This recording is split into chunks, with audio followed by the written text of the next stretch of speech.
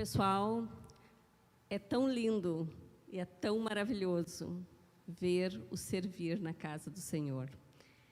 E se nós pensarmos um pouquinho sobre discipulado tem tudo a ver com servir. São pessoas que se doam para outras pessoas crescerem. Então, hoje nós vamos conversar sobre o tema Eu sou discípulo, sou discipulado e sou discipulador. Eu gostaria que vocês refletissem comigo sobre essas 3 fases que a gente passa dentro da vida cristã. Então, quando nós entregamos a nossa vida para Jesus, é um momento onde muda a nossa eternidade. Nós saímos do mundo e entramos num mundo da graça do Senhor, da plenitude do Senhor, aonde Ele muda a nossa eternidade. E mais, quando a gente muitas vezes vem machucado, a gente vem, às vezes, oprimido, às vezes a gente já passou por tantas coisas na nossa vida. E quando a gente se converte a Jesus, e a gente aceita Ele como o nosso Senhor, como o nosso Salvador, como o nosso Mestre, a partir de então, Ele vai usar muitas coisas para nos ajudar nessa caminhada. Porque Ele é amoroso, porque Ele é benigno, porque Ele nos quer bem. E muitas vezes, quando nós chegamos, nós não estamos bem. Até brincam, né? Que ou tu vem pelo amor, ou tu vem pela dor. E muitas vezes a gente vem pela dor, né? Ou porque a nossa parte financeira está totalmente desorganizada, ou porque a nossa família está desorganizada, ou porque nós estamos desorganizados e precisando da graça do Senhor. Nós entramos numa outra dimensão, que é a dimensão da graça. E muitas vezes nós não conseguimos entender essa dimensão da graça. Logo que a gente entra, logo que a gente se converte ao Senhor. Então Deus, na sua misericórdia, Ele instituiu o discipulado como um método, como uma maneira de nos pegar pela mão e nos fazermos crescer em maturidade, em amor, em graça, para que a gente possa depois ajudar outras pessoas. Dentro da cultura judaica, é muito interessante, porque assim, logo que a criança nasce, até mais ou menos os 3 anos e pouco, ela fica com a família. E aí, ali na família, ela vai aprender sobre a cultura judaica, ela vai aprender sobre as festas, sobre os ritos, sobre os mandamentos, princípios. Mas vai chegar um momento que ela vai para a escola. E essa primeira fase da escola judaica é a Bet Sefer, que é a casa do livro. É nesse estágio de 5 a 10 anos que as crianças elas aprendiam sobre a Torá. Então, elas tinham que decorar a Torá, conhecer a Torá. E aí, passando dessa fase, aqueles meninos que se destacavam, eles eram levados para um segundo nível, que é o Bet Talmud, que é a casa do aprendiz, onde eles se aprofundavam mais ainda na Torá e aprendiam lá desde Gênesis até Malaquias, e aí continuavam estudando. E quando essas pessoas já estavam lá pelos 14 anos, esses meninos, se eles se destacassem mais ainda, eles tinham a oportunidade de serem acompanhados por um mestre, por um rabi. E aí, essas pessoas, essas crianças, eles escolhiam um rabi. Naquela época, o mestre, o rabi, eles tinham interpretações, linhas de pensamento sobre a Torá. Então, quando aquele menino chegava nesta idade e tinha sido destacado nos estudos, ele podia ir lá no mestre, em algum mestre, da linha que ele quisesse, e dizer para o mestre: olha, eu quero ser o teu aprendiz, eu quero ser o teu pupilo. E aí esse mestre fazia, né, umas perguntas, fazia como se fosse uma sabatina para esse aprendiz, e ele podia aprovar ou não esse aprendiz. Se ele aprovasse, ele dizia: tu és capaz, então siga-me. E esse aprendiz, ele largava tudo. Ele largava a família, os amigos, às vezes até a cidade onde ele morava. Ele devotava a vida dele para aquele mestre, para aquele rabi. Ele servia aquele rabi e aprendia os ensinamentos desse rabi no diário, acompanhando esse mestre, aprendendo desse mestre. E isso significava que esse mestre, dependendo da linha do mestre, eles chamavam de julgo do rabino. Era esse o nome, julgo do rabino. E aí o aprendiz tomava um posicionamento, qual o rabino, qual o mestre que ele queria seguir. Se ele fosse aceito, ou se o rabino o escolhesse também, né, podia ser isso, que a gente agora, nessa ministração aqui da Emily, né, ela estava falando sobre aquela passagem de Elias e de Eliseu. Ali, Elias escolheu Eliseu para ser o aprendiz, o pupilo dele. E mostra ali na palavra que Eliseu, ele largou tudo, né? Largou as juntas de boi, largou a casa dele e foi seguir Elias. Então, cada rabino tinha o que eles chamavam de julgo do rabino, que era o quê? Era o encaminhamento, o jeito, a maneira como aquele rabino, aquele mestre, via as interpretações da Torá. Se vocês lembrarem, lá em Mateus 11, 29, Jesus disse assim: tomai sobre vós o meu jugo e aprendei de mim. O que significa aqui? Significa Jesus como rabino, dizendo: olha, o meu jeito, a minha maneira de ver, de entender a Torá, ela é leve. Ela não é cheia de regras ou cheia de coisas que vamos dizer assim, cercear ou colocar peso desnecessário nos ombros daqueles que vão segui-lo.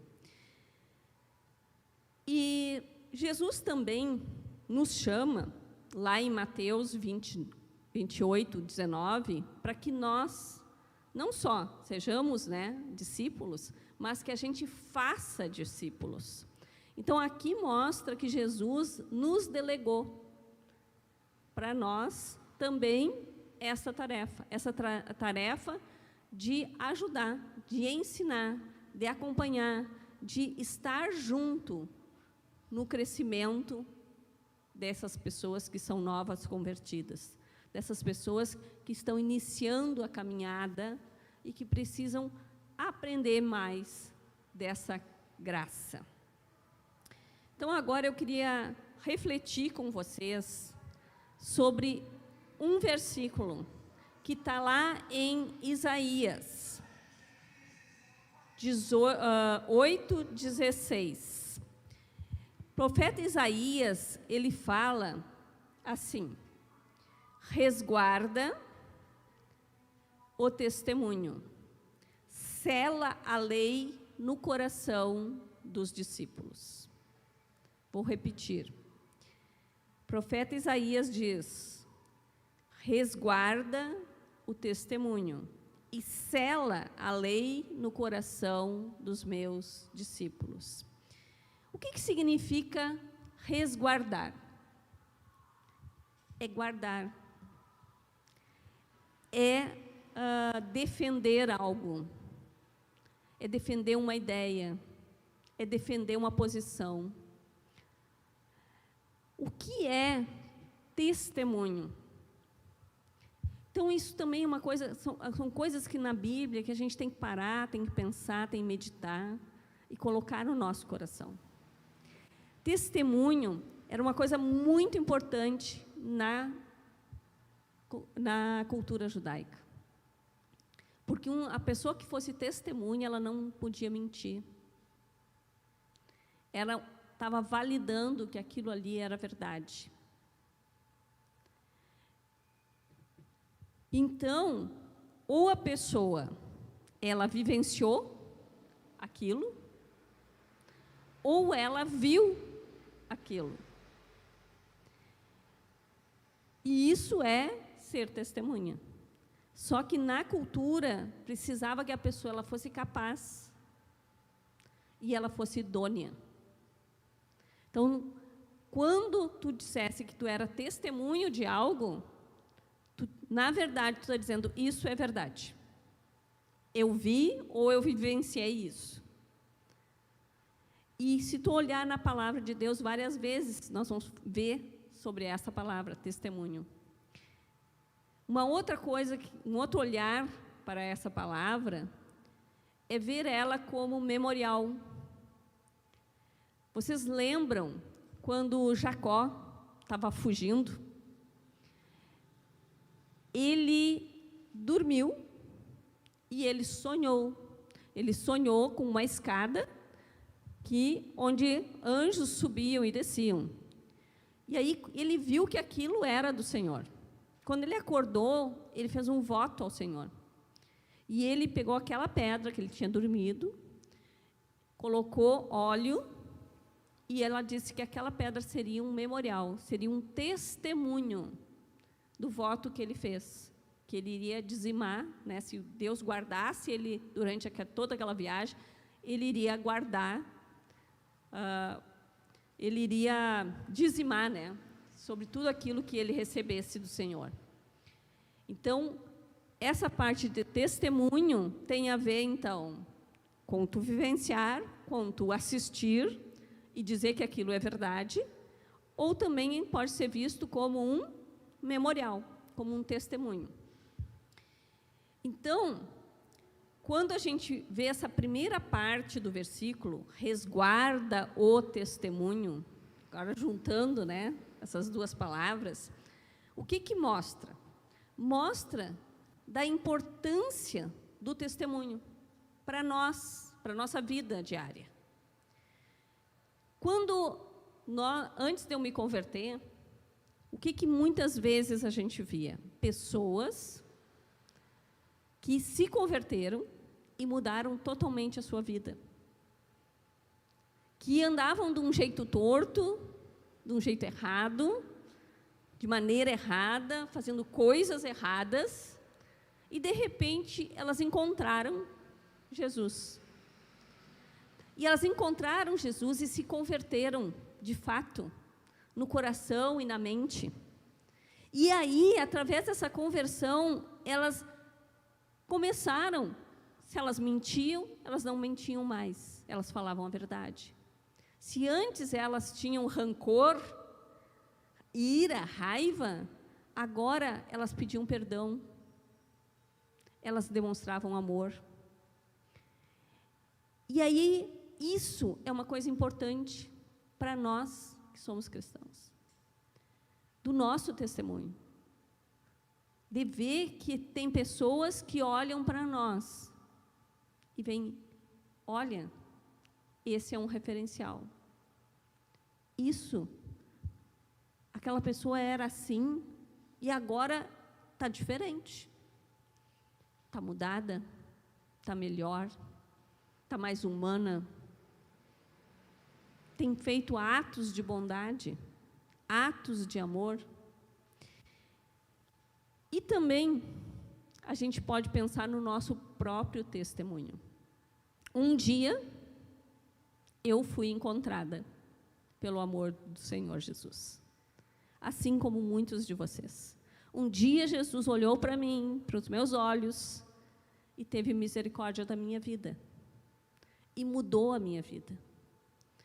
E hoje, quando eu olho para trás, eu vejo o quanto Deus mudou a minha vida, o quanto Deus me deu livramento, não só para mim, mas para minha família, para aquelas pessoas que hoje eu posso abençoar, e abençoar de todo o coração, não de forma mesquinha.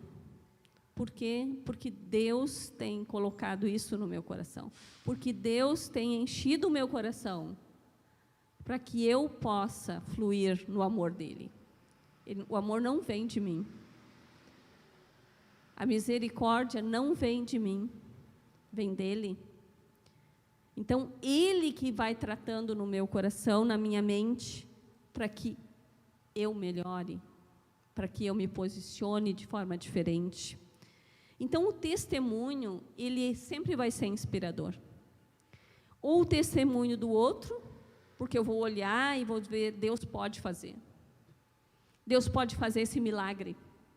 Deus pode mudar essa situação, pode mudar essa pessoa. E também o meu testemunho, porque eu vou olhar para trás e eu vou ver quanto Deus já trabalhou na minha vida, o quanto Deus já foi misericordioso comigo e com a minha família, e que fez com que transformasse a minha vida. Aqui eu vou mostrar para vocês uma coisa que aconteceu comigo há muito, muito tempo atrás. Na minha família, os meus 2 irmãos, o irmão mais velho e o irmão menor, eles se envolveram com drogas. E foi muito terrível, assim, foi uma coisa muito terrível na nossa casa. Destruiu a nossa casa. E principalmente, assim, porque quem levou o meu irmão mais novo para as drogas foi o meu irmão mais velho. E foi algo, assim, que desestruturou a nossa família. Desestruturou financeiramente a nossa família, desestruturou, né, como aliança familiar. E isso foi muito terrível, porque o meu irmão mais novo, ele se envolveu com muitas coisas, não só com droga. Porque a palavra diz que um abismo puxa outro abismo. E isso é terrível.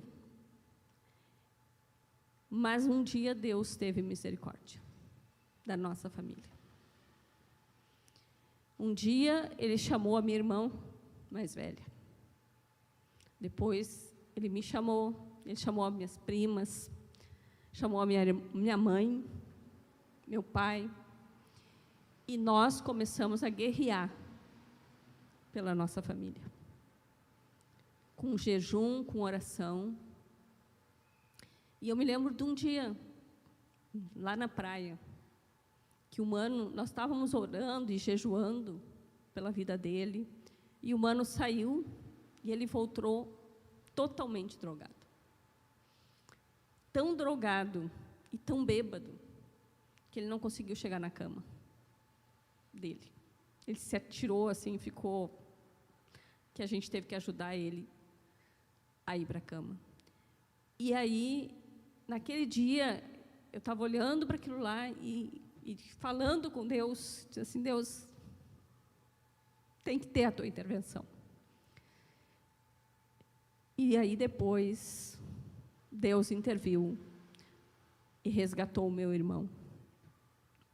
E hoje, o meu irmão é casado, tem filhos, e é uma pessoa que serve ao Senhor de todo o coração dele.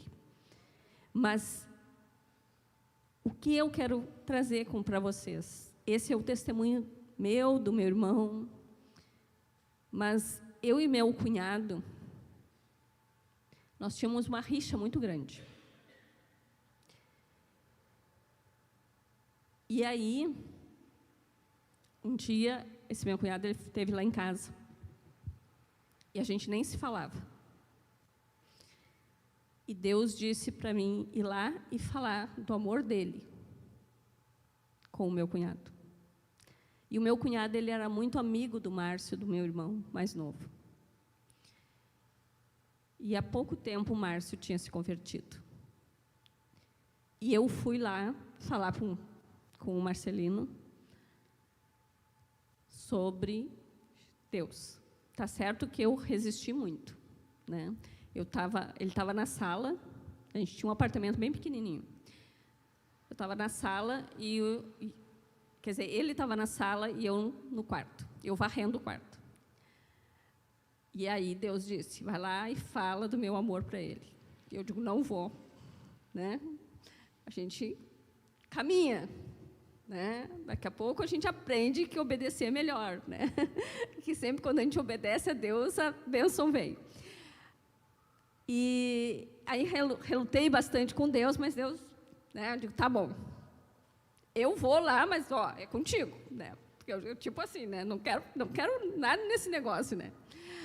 Aí fui lá, falei com o Marcelino, e o Marcelino disse, eu quero esse Deus, porque se ele mudou o Márcio, ele também pode me mudar. Então, para vocês verem assim o quanto o testemunho faz diferença. O testemunho na nossa vida e na vida de outras pessoas que vão mudar a eternidade, não só nossa, mas a eternidade de muitos. Então, nós temos que ver que quando a gente muda, quando a gente é resgatado pelo Senhor, muitas coisas são resgatadas. É resgatada a nossa identidade. É resgatada a nossa paternidade, é resgatada a nosso sentimento de pertencência, porque a gente, muitas vezes, a gente nunca acha o nosso espaço, o nosso lugar, mas só que o nosso Deus, ele tem um lugar e um propósito para a nossa vida. Então, aqui, eu quero dizer que guardar o testemunho, resguardar o testemunho, nós temos que fazer isso. Nós temos que proteger esse memorial dessas vidas transformadas pelo Senhor, porque elas estão e continuarão impactando outras vidas. Temos que amoldar o nosso caráter, porque quando nós viemos para o Senhor, nós trazemos muitas coisas do mundo. Então, nós precisamos entender a graça e tirar de nós algumas coisas que não pertencem a nós, na verdade. A gente está carregando bagagens que não nos pertencem, que foram nos dando, não é, no meio do caminho, e a gente foi aceitando. Mas não é o que Deus quer, porque o jugo dele é leve. E nós temos que entender isso. A segunda parte do versículo diz, sela a lei no coração. O que é selar? Então, a gente tem que entender as coisas na palavra, para que a gente possa ver os princípios da palavra. Fala assim, que selar era colocar um sinete. Então, antigamente, se a gente pensasse nos filmes de antigamente, a gente vai lembrar disso, que o rei, ele tinha um anel. E aí, quando tinha algum decreto, alguma coisa mais formal, que ele quisesse identificar que era ele, identificar que aquilo ali procedia daquele remetente, que era o rei, e que queria resguardar a integridade e a autenticidade daquele documento, ele fechava colocava uma cera e marcava. Era um sinete. Então, selar significa marcar, confirmar, dizer, é meu, né? Sou eu que estou dizendo, sou eu que estou mandando. Tem autenticidade. Selar significa fechar de forma hermética. Quer dizer, sem ar, vedar completamente. O que significa isso? Significa que Deus, Ele quer colocar no nosso coração e na nossa mente os seus princípios, mas não as doutrinas, não a cultura humana, mas os seus princípios. E Ele está dizendo, sela a lei no coração, na alma. Coração significa alma. Ele está dizendo, sela, fecha, marca, só o que é meu. Não coisas que não são minhas. Tu leva para o teu coração. Então, se vocês olharem lá em Ezequiel 36, de 26 a 27, diz assim, eu vos darei um coração novo, e porei em vós um espírito novo. Renovarei o vosso corpo e o coração, removerei de vosso corpo o coração de pedra, e vos darei um coração de carne. Porei em vós o meu espírito, e farei com que andeis segundo as minhas leis, e cuideis de observar os meus preceitos. Aqui é uma promessa. O profeta Isaías está dizendo que Deus iria tirar esse nosso coração de pedra. Ia nos dar um novo coração, segundo o coração dele. Para que nesse coração nós guardássemos a palavra dele, os preceitos dele. E que ele nos daria o Espírito Santo. Que seria um amigo, um companheiro, para que nos ajudasse dentro desta caminhada. Se vocês olharem lá em Efésios 6, que fala sobre a armadura de Deus, ele fala que a espada é a palavra de Deus.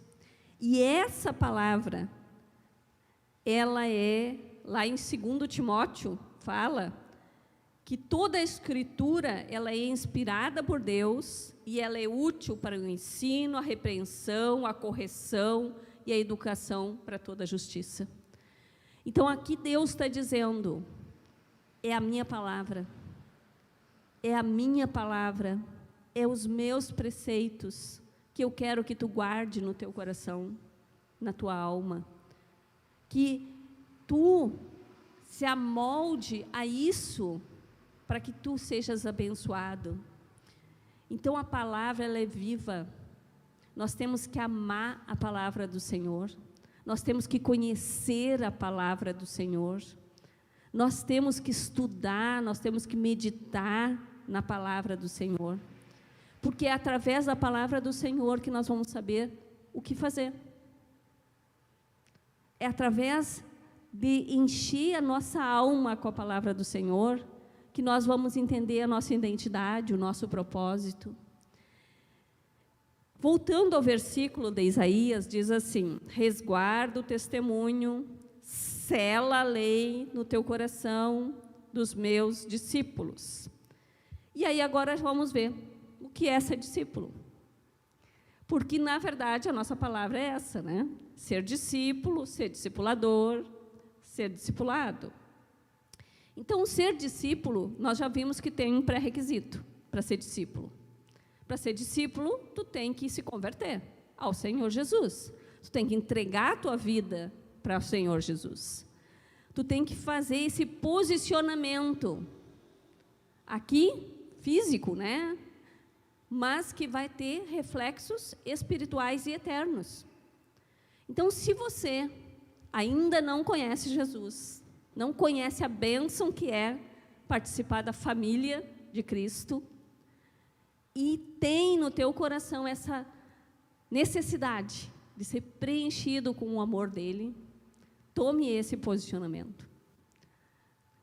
Se coloque diante do Pai e diga que tu quer a presença do Senhor, que tu não quer mais viver no mundo, viver desta forma que tu está vivendo, mas que tu quer recebê-lo no teu coração.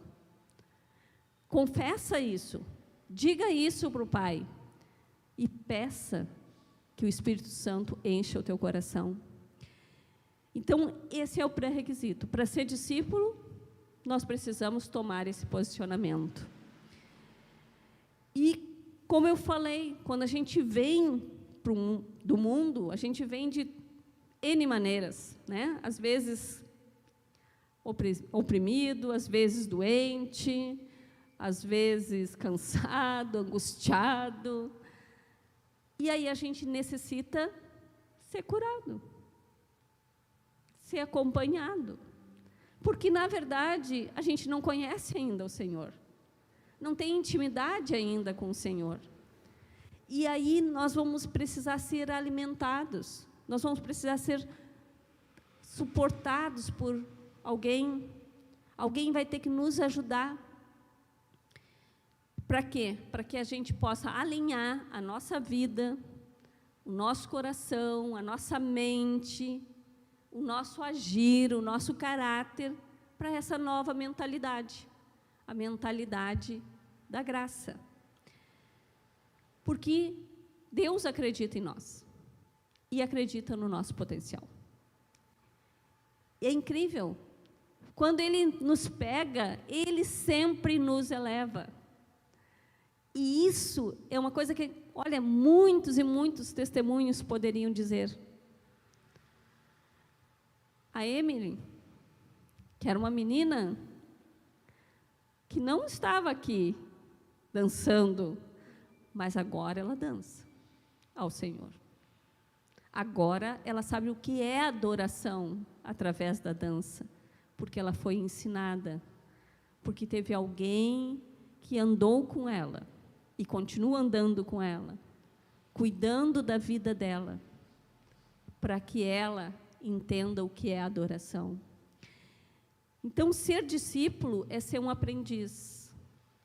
Então, a primeira coisa que nós temos que entender é que, se eu sou discípulo de Jesus, eu tenho que estar com o meu coração aberto ao aprendizado, sempre, a vida toda. Ah, mas eu tenho tanto tempo da igreja. Ah, eu tenho tanto tempo de pastoreio. Não interessa. Nós não estamos prontos ainda. Nós estamos crescendo, porque é isso que Deus quer, que a gente cresça em estatura diante dEle. Mas a gente não pode se fechar, porque aí a altivez e o orgulho entram no nosso coração. Então, nós somos aprendizes e vamos continuar sendo aprendizes de Jesus. Desde o momento que nós nos convertemos até o momento que Ele nos chamar. Mas Deus quer que a gente mude a nossa mente, mude o nosso coração. Ele quer ter intimidade conosco, se relacionar conosco. Mas a gente só tem como se relacionar com Deus, que é invisível, que é espírito, se a gente aprender a se relacionar com os nossos irmãos, com as pessoas que a gente convive. Então, Deus, por isso, Ele dá o Espírito Santo para nós, mas também Ele nos dá pessoas para andarem conosco, que são os discipuladores. São aquelas pessoas que vão nos ensinar a ter confiança em Deus. Confiança na palavra, conhecer a palavra, conhecer as promessas do Senhor. Vão nos ensinar que tudo é uma questão de obediência e de fé dentro do andar com o Senhor. Então a gente já entendeu o que é ser discípulo, um aprendiz de coração aberto para o aprendizado. Ser discipulado. Sou discipulado. É a segunda parte da nossa conversa de hoje. Significa que nós temos que ter esse entendimento que eu não cheguei pronto, que eu preciso que alguém me cuide, que alguém me oriente, que alguém ande comigo. Então, eu tenho que entender que eu preciso de uma aliança espiritual com alguém, de um preceptor, de um guia, de um mestre, de um orientador.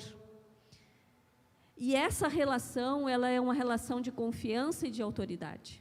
E nós temos que entender isso. Que quando Deus diz que nós seríamos cuidados, nós seríamos orientados, tem que ter o princípio de honra e de obediência.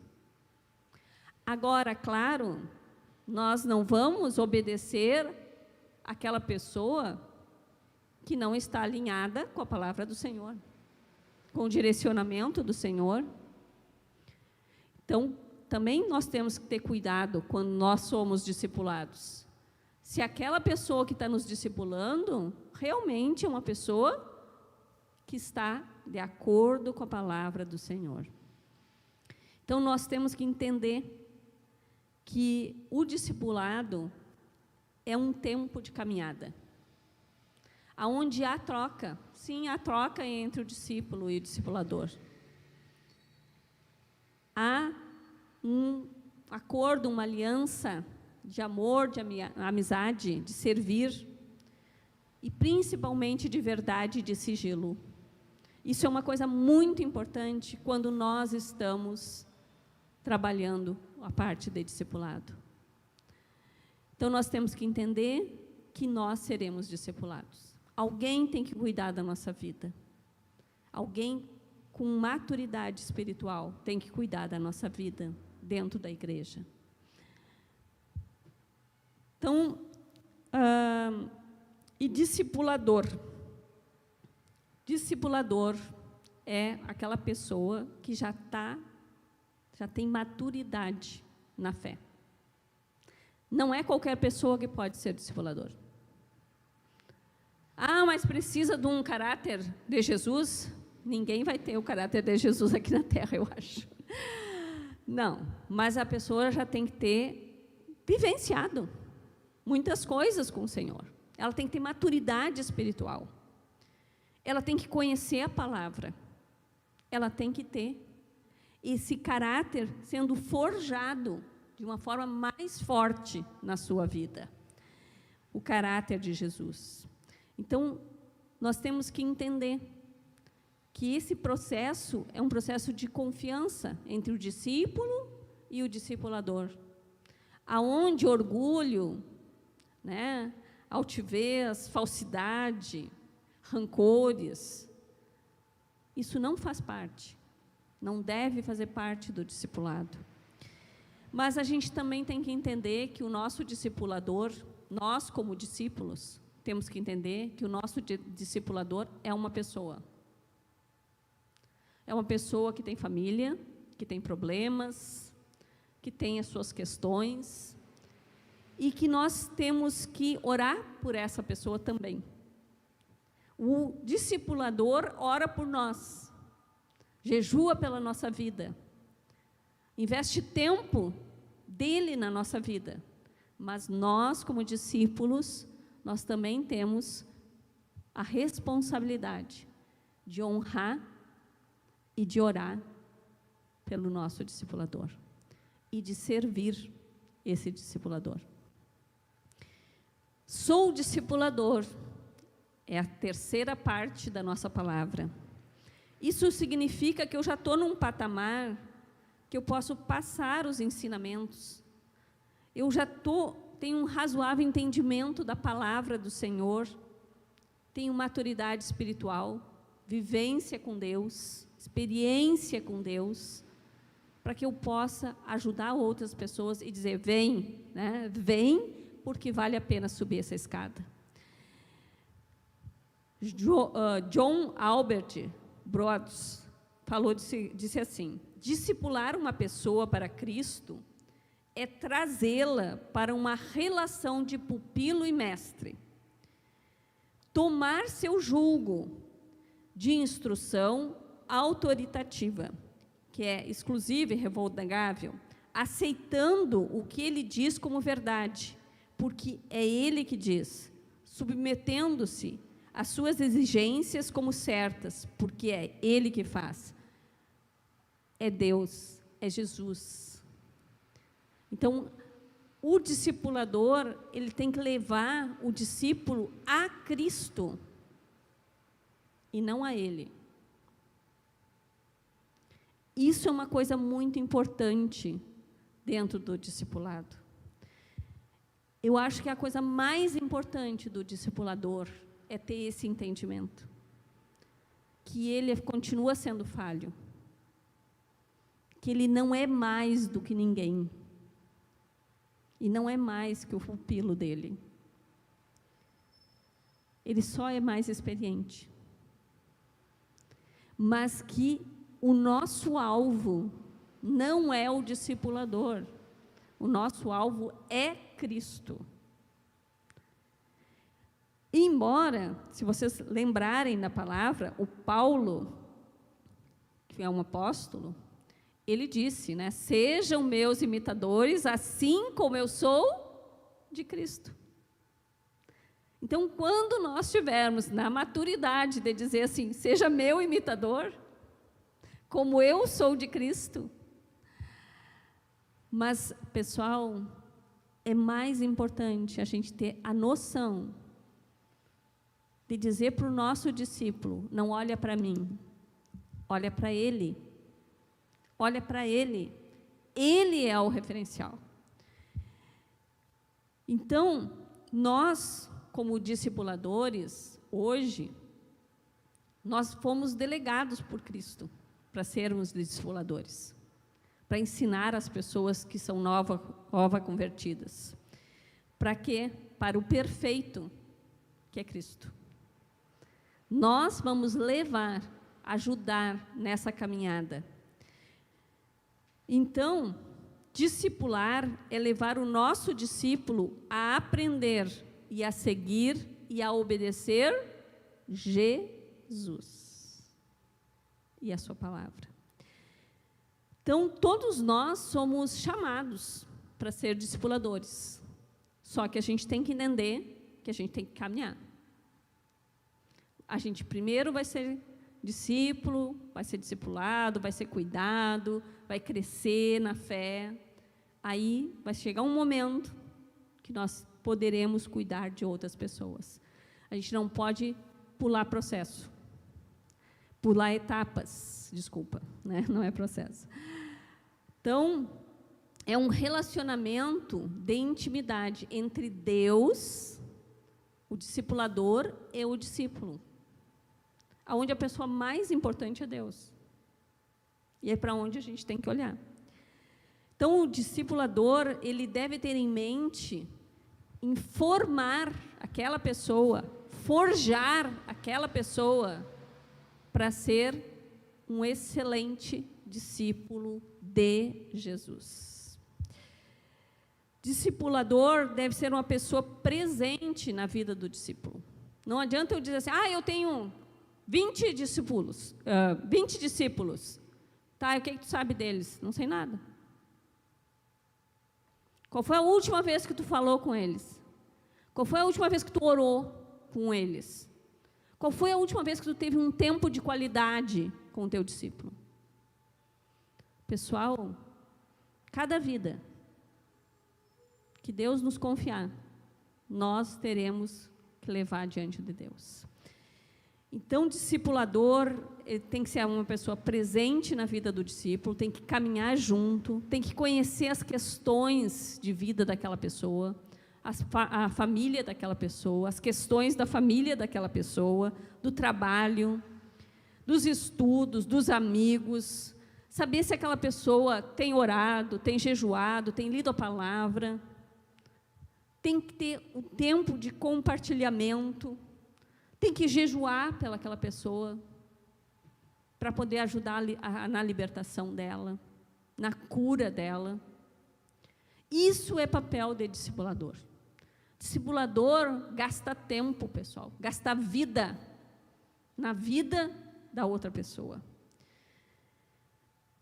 E deve, principalmente, integrar essa doutrina, a palavra, os princípios, na vida diária do seu discípulo. Ele tem que mostrar para o discípulo que é possível pegar tudo aquilo que está falado na palavra de Deus e colocar na sua vida diária. Tem que orar, mas também ele tem que ser exemplo, referencial para esse discípulo. Então, na palavra de Deus, nós temos essa caminhada, em vários momentos, de ser discípulo, de ser discipulado e de ser discipulador. Mas eu vou pegar um exemplo, que é a vida de Paulo. Paulo, se vocês lembram, ele teve um encontro com Deus, com Jesus, e ele era um perseguidor da igreja do Senhor. Mas ele foi impactado por Jesus e se converteu. E ele foi cuidado por Barnabé. Então, Barnabé ajudou Paulo. Depois, Paulo cresceu na fé, e aí ele discipulou várias pessoas. Vou colocar algumas aqui para vocês. Ele discipulou Timóteo, Tito, Silas, Lídia, Áquila, Priscila. E também ele foi mentor de igrejas. Paulo, quando ele plantava uma igreja, ele buscava pessoas idôneas para cuidar daquela igreja. Cuidar daquelas pessoas que se converteram há pouco, que precisavam de orientação, precisavam de discipulado. Então, o discipulado, ele compreende isso. Pregar o evangelho para a pessoa se converter, mas depois nós precisamos fazer com que essa pessoa cresça na fé, em maturidade espiritual. Para quê? Para que possa ser discipulador daqui a pouco, cuidar de outras pessoas. E isso, pessoal, é para a glória de Deus Pai. Então, essa é a palavra que Deus colocou no meu coração para trazer para vocês hoje, na tarde de fé. Eu espero que ela tenha realmente, trabalhado no coração de vocês, assim como ela trabalhou no meu coração. E eu quero dizer que essa igreja aqui, ela tem um curso de discipulado de fundamentos da fé, para ajudar as pessoas a entender um pouco mais sobre a palavra do Senhor. Ela também tem o discipulado 1 a 1, que é um discipulador cuidando de uma vida, para que essa vida possa crescer na fé. Então, eu convido vocês para fazerem parte desse caminhar. Quero chamar a Ana, que vai fazer o fechamento da tarde da fé, e eu agradeço por essa oportunidade, porque eu sei que o nosso Deus é um Deus que ama vidas. Amém, glória a Deus. Muito obrigado, Kátia. Sempre com as sábias palavras dirigidas pelo Espírito Santo de Deus. E de discipulado, eu digo de cadeira, essa aqui entende e muito. Ela, inclusive, é a nossa professora dos Fundamentos da Fé. E temos até uma turma em andamento, né? Temos presencial e online. Presencial e online. Procurem, está lá no site da igreja, eu acho, né? Está nos grupos também. E você que está nos assistindo, se interessar por ter aulas online com a Kátia, com a irmã Kátia, procure através da igreja, que a gente vai passar para você o contato dela. É muito bom mesmo. Enquanto a irmã Kátia falava ali da palavra, me veio no meu coração Salmo 119, que fala: guardei no meu coração a tua palavra, para não pecar mais contra ti, né? E é isso que a gente tem que fazer, que deve fazer todo cristão, todo aquele que recebe a Jesus mesmo, guardar no seu coração a palavra de Deus para não pecar mais. E se pecarmos, sabemos que temos o ajudador, aquele que é fiel e companheiro para nos justificar, nos perdoar e nos justificar, amém? E neste momento eu gostaria então de orar com a igreja, por aqueles que estão enfermos, né, em casa. Temos o paizinho do Cícero que se encontra ainda no hospital, com o estado ainda, graças a Deus, tem tido uma melhora, mas ainda inspira muitos cuidados. É um problema de saúde bem grave, que atingiu a medula dele. Então, vamos orar a igreja com mais intensidade, em nome de Jesus. A minha netinha também, a Melissa, foi para ontem no médico, uma infecçãozinha no ouvido, está tomando antibiótico, mas já está melhorando, graças a Deus. E outras pessoas que sabemos que estão enfermas. Alguém aqui quer algum pedido de oração especial para algum familiar, alguém? Então vamos orar, amém? E encerramos já também após o nosso culto. Pai amado, Pai querido, em nome de Jesus, é que nós aqui nos colocamos na Tua presença, Senhor. Mais uma vez nessa tarde de hoje, ó Pai, como intercessores, ó Pai. Queremos Te colocar agora aqui, Pai, com o nosso coração, Pai, contrito, nosso coração quebrantado diante de Ti, por essas vidas, ó Pai, que estão necessitando do Teu agir, ó Pai, neste momento. Pai, aqueles que estão no hospital lá, como o Seu Carlos, o pai do Cícero, ó Pai, nós unimos agora, Senhor, a nossa oração, a nossa fé, com a fé de toda a família, de todos os filhos, e todos aqueles que estão orando por ele, clamando pela melhora, pela recuperação, pela cura completa dele, ó Pai. Mas nós sabemos que temos um Deus, ó Pai, um Deus do sobrenatural, um Deus do impossível que opera, Pai, naquela enfermidade, por mais grave que seja. Mas uma coisa nós sabemos, Senhor, que quando descansamos no Senhor e quando o colocamos aos pés da cruz, o Senhor vai agir da sua maneira, pois a sua vontade, ó Pai, é boa, perfeita e agradável. E é nessa vontade, ó Pai, que nós confiamos inteiramente, ó Pai, e dizemos que seja feita, Senhor, a sua vontade, lá na vida do seu Carlos, naquele leito de hospital, Pai, em nome de Jesus. E todos os demais que se encontram enfermos, Pai, tira, como ainda hoje de manhã eu orava com ela, que ela pediu: vovó, ora pelo meu ouvidinho, que essa infecção, que essa inflamação seja retirada agora pelo Teu poder, Pai, em nome de Jesus. Todos os demais, ó Pai, que se encontram enfermos, com algum problema, Pai, seja, Senhor, em qual for a área da sua vida, Pai. Nós sabemos que tem pessoas com causa na justiça, Senhor, como a irmã Dilce nos pediu hoje, que orássemos pela sua aposentadoria, Senhor, e diversas causas nós temos, ó Pai. Pai, em nome de Jesus, vá visitando, ó Pai, a cada filho Teu, a cada filha Tua, Pai, e opera o Teu sobrenatural, Pai. Lá na dispensa daquele, ó Pai, que está desempregado, abre as portas de um emprego, ó Pai, traz uma oportunidade, ó Pai, àqueles que estão procurando, ó Pai, em nome de Jesus.